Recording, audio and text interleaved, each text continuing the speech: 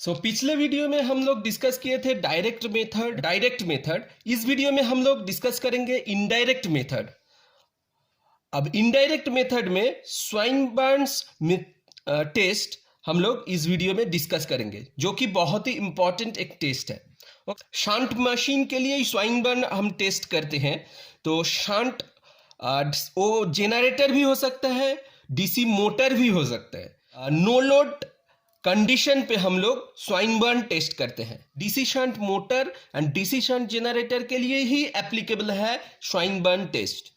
DC series motor के लिए या डीसी सीरीज जेनरेटर के लिए एप्लीकेबल नहीं है, क्योंकि DC series motor cannot be run on no load. Okay, जैसे कि हम लोग पहले ही बता चुके हैं ये।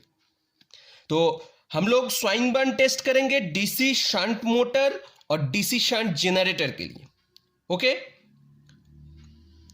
अब इसमें बहुत ही सिंपल से एक सर्किट डायग्राम है। जैसे कि यहां पे लाइन टर्मिनल है, यहां पे आर्मेचर टर्मिनल है, यहां पे फील्ड टर्मिनल है।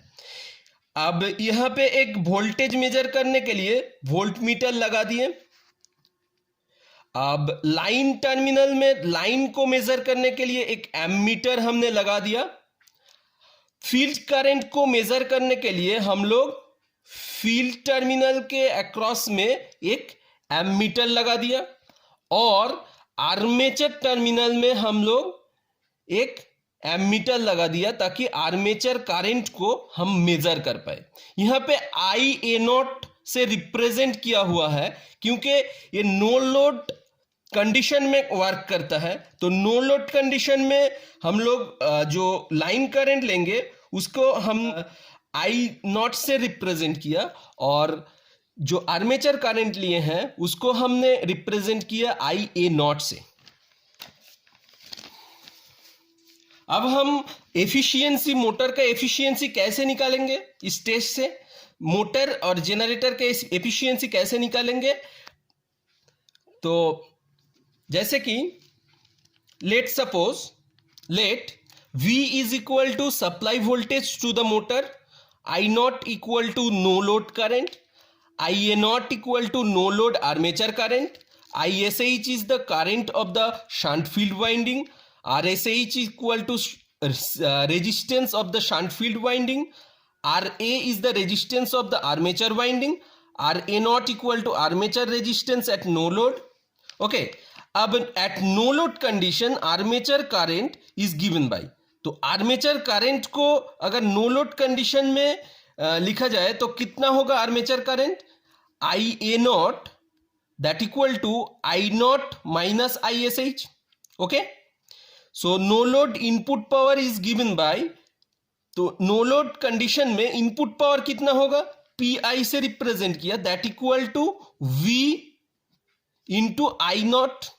ओके, नो लोड कंडीशन में इनपुट पावर, तो इनपुट पावर जैसे कि हमने यहां पे दिए थे कि input power no load condition में कितना होगा, I not into V, so that is the power.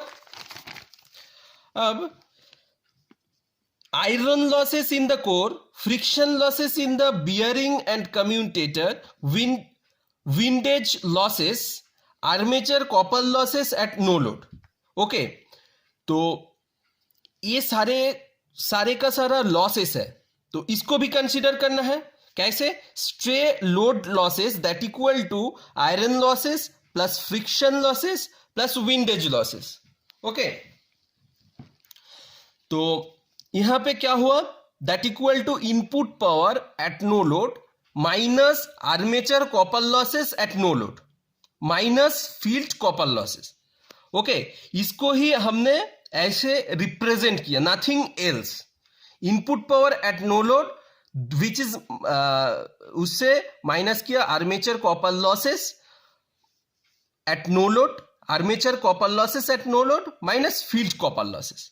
Okay, तो यहां पे उसको ही ऐसे रिप्रेजेंट किया पी एस से, P S that equal to P I, that is the armature input power at no load minus P A naught, that is armature copper losses, minus PF, that is the field copper losses. So PS plus PF, rearranging this equation. So PS plus PF that equal to V into I naught minus PA naught.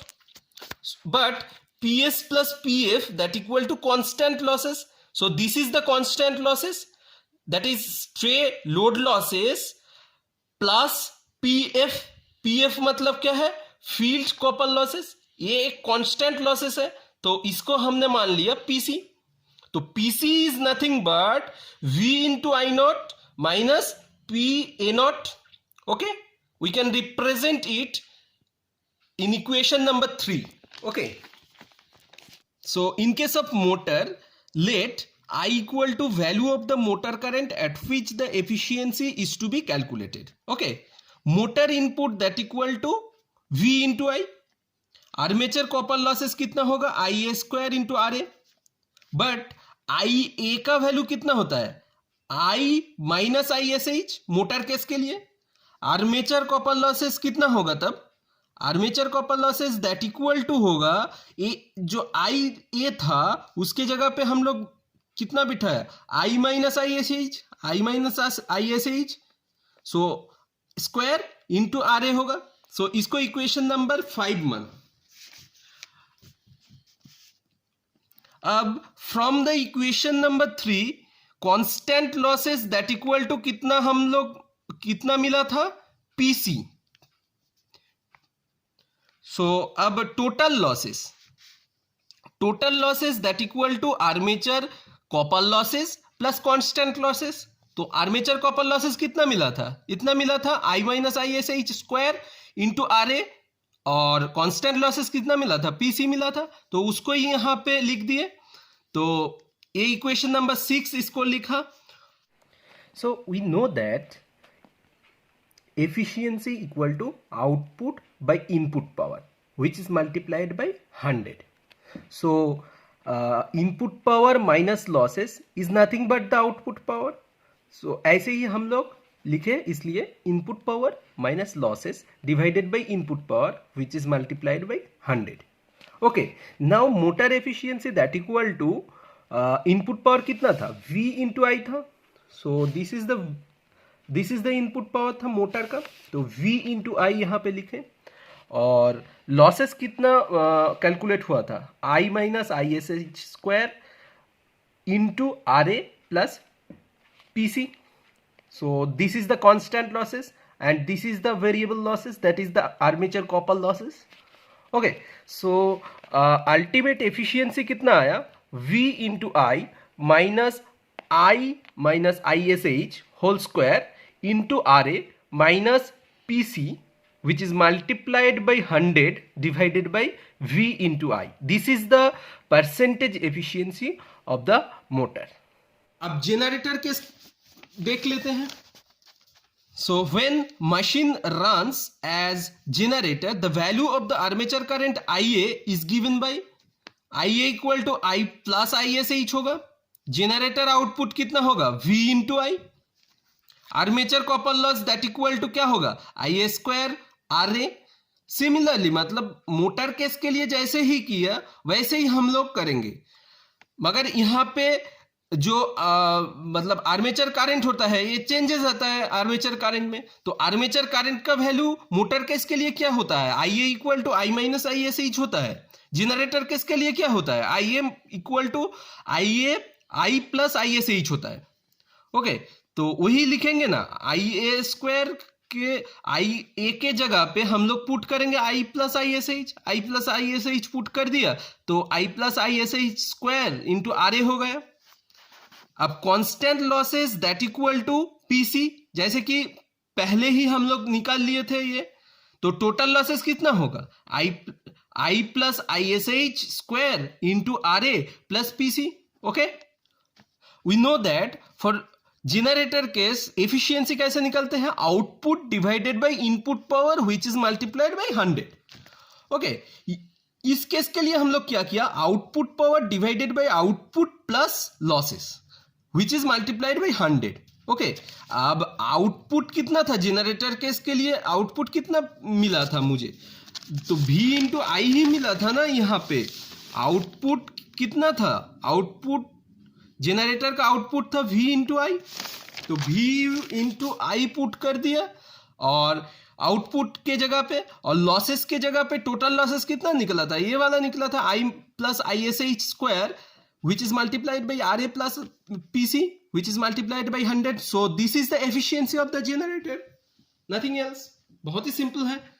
अब इस motor के लिए स्वाइनबर्न test के लिए जो advantages होगा, तो advantages जान लेते हैं. It is a convenient and economical method of testing DC machines since power required to test a large machine is small. मतलब क्या हुआ कि एक लार्ज मशीन का टेस्टिंग के लिए पावर रिक्वायरमेंट बहुत ही कम होता है. That's why it is economical. Swinburne test इसलिए इकोनॉमिकल होता है क्योंकि यहाँ पे हम नो लोड में टेस्ट करते हैं, तो पावर रिक्वायरमेंट उतना ज्यादा नहीं होगा, लॉसेस कम होगा. So the efficiency can be predetermined at any load because constant losses are known. Okay, advantage क्या है? Change in iron losses is not considered. So iron losses में change in iron losses is not considered at full load from no load.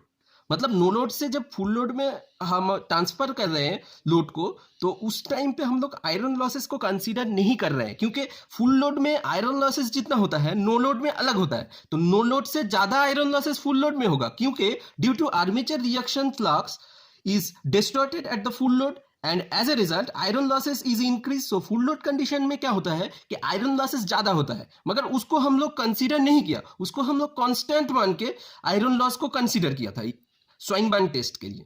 तो that is the advantage of this method.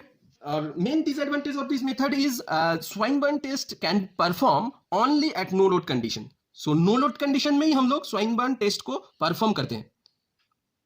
सो इसलिए actual performance of the machine can not be check at rated load. Rated load पे हम लोग actual performance of the machine check नहीं कर पाते हैं इस मेथड में. So this is few drawbacks of the Swinburne test. Okay.